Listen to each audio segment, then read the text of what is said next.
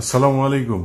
আমাদের মেহের আফরোজ শাওন আপার ক্যারা উঠেছে। ক্যারা বুঝেন?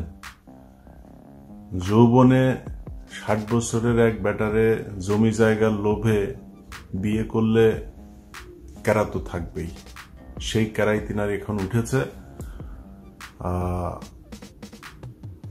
এক নম্বর কথা বলে নি, আপনাদের অনেকের আবার অনেকেই বলে থাকেন কার নাকি এই কি ওই যে ক্রাশ ট্রাশ বলে না, কি বলে যেন, এর অনেকের নাকি ক্রাশ আছে। তো এই বেটিরে আমি সরাসরি দেখছিলাম হুমায়ুন আহমেদ মারা যাওয়ার পরে এক সাক্ষাৎকার আনতে যায়। তো যাওয়ার পরে দেখা তো আমি সারাদিন টিভিতে দেখলাম কারিনা অন যায় দেই জরিনা, এই হলো অবস্থা। তো সরাসরি যারা দেখেছেন ওনাকে, তারা এই ক্রাশ খাওয়া লোকজনরা একটু বুঝায়েন। আর এর চেয়ে বেশি বললাম না, আল্লাহ সবাইকে সুন্দর করে বানিয়েছেন। সত্য কথা বলতে সমস্যা কোথায়? আপনি ব্যক্তিগত বলে কোনো কিছু নাই। আপনি যখন কোনো সাধারণ বিষয় নিয়ে কথা বলবেন, যেটা পাবলিক বিষয়, ওইটার বলতে গেলে আপনাকে পাবলিকলি ট্রান্সপারেন্ট থাকতে হবে। নিজে ট্রান্সপারেন্ট না হয়ে এত পকপকানি করার কিছু নাই। ওনার সব শেষ একটা পোস্ট নিয়ে আপনাদেরকে কথা বলার জন্য আসি।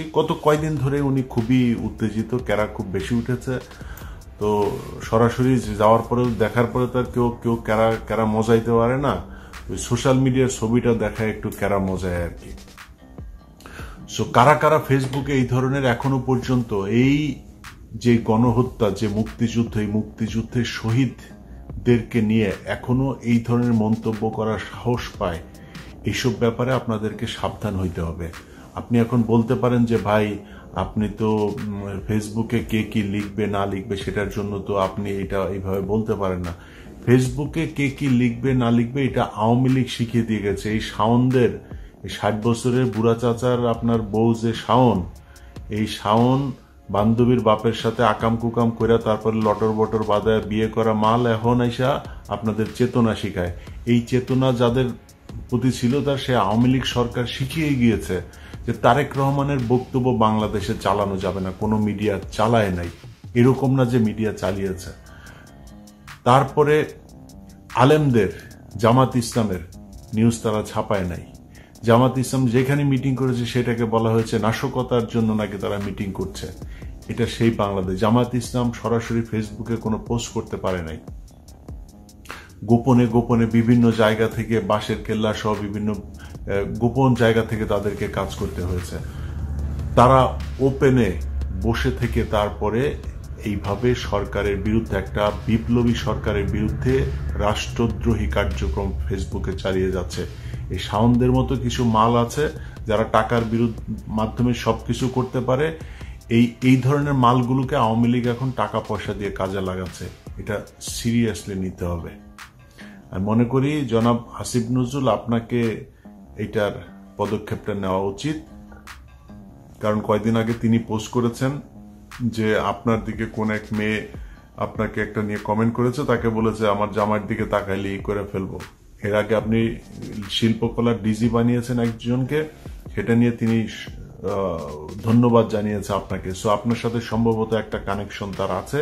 এই ব্যবস্থাটা আপনাকেই নিতে হবে।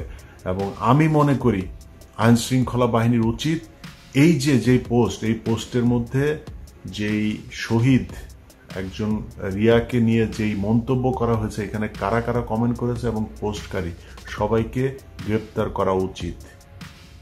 আমার মনে হয় বাংলাদেশের মানুষ যারা একটা বিপ্লবের মধ্য দিয়ে যাচ্ছেন, তাদের সবাইকে যার জায়গা থেকে, শুধু পুলিশ না, যার জায়গা থেকে, সেটা হইতে পারে কালকে জামাত, শিবির, বিএনপি, তারপরে ছাত্ররা আছে না, তারা ওনার বাসায় গিয়ে একটু দেখা করে আসতে পারেন।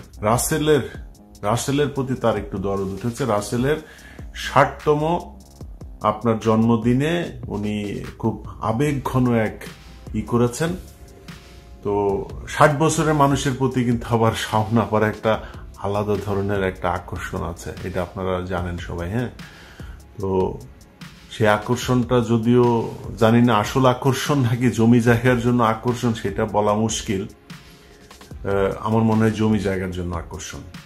কারণ হুমায়ুন আহমেদ যখন মারা যাওয়ার সময় শাওন আপা মাজার ভাইয়ের সাথে যায় হোটেলে ছিলেন, হ্যাঁ, নিউ ইয়র্কে এসে হোটেলে ছিলেন মাজার ভাইয়ের সাথে উনি, আর ভদ্রলোক অসহায়ের মতো শেষ দিনগুলো পার করেছেন। তো আমার ধারণা হুমায়ুন আহমেদের জীবনের যে পাপ ছিল সেই পাপের প্রায়শ্চিত্ত হয়েছে এই বদমাইশ মহিলাকে দিয়া। শেষ বয়সে এসে উনি মিডিয়ার সামনে দেখিয়েছেন নানান ধরনের কান্নাকাটি করে, তারপরে অভিনয় তো পারেন, অভিনয় করে দেখিয়েছেন যে হুমায়ুন আহমেদের প্রতি তার বিশাল ভালোবাসা। তারপর অনেকে মনে করতে পারেন যে হুমায়ুন আহমেদের পরে উনি এখনো বিয়ে করেন নাই, তাহলে বোধহয় আসলেই ভালোবাসতেন।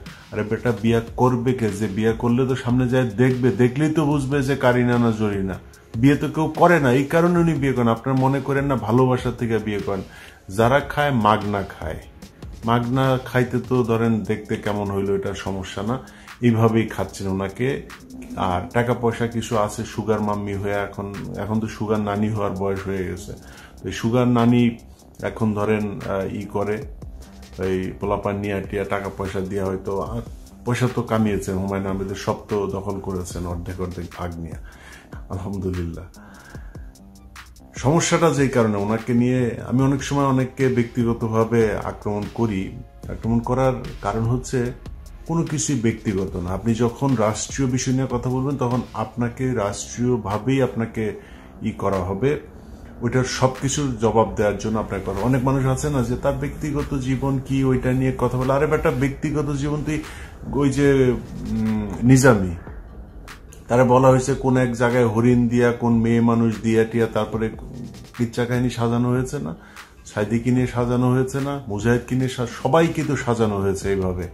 সবার সাথে নারীকে ঢুকিয়ে দেওয়া হয়েছে, মিথ্যা কথা বলে তাদেরকে সাজানো। নিজের পাবলিক ফিগার মনে করেন, আপনি পাবলিক ফিগার, আপনি একজন সেলিব্রিটি। আপনার মতো সেলিব্রিটি হুমায়ুন আহমেদের কাছে নিচতলা ভাড়া দিয়ে তারপরে এক সেলিব্রিটি হয়েছেন। আপনার মতো সেলিব্রিটিরা আর কোথাও কেউ জায়গা দেয় না। আপনার মতো এরকম একজন বিখ্যাত সেলিব্রিটি যখন পোস্ট করবেন, পাবলিক তো আইসা তারপরে আপনাকে কমেন্ট করবে, তাই না? আমাদের পোস্টে কমেন্ট করে না, কমেন্ট করলে আপনাকে হয় জবাব দিতে হবে, না আপনি তারে বকা দেন, যেটা দেন সেটা দেন, কোনো সমস্যা নাই। আপনি বললেন যে এখানে এসে করার আপনি কে, মানে ওনাকে আপনি পোস্টে পকর করা বন্ধ করেন। পকর করা বন্ধ করবে মানে কি? কিসের জন্য পকর? আপনি পোস্ট করেছেন, পোস্টের জবাব দিবে না, সেটাই দিয়েছে। যাই হোক, এই হচ্ছে গিয়ে তার পোস্টে। এরপরে তিনি বলেছেন উইসেল আবার কিছু কথা বলেছেন, সেটারও আবার তিনি জবাব দিচ্ছেন।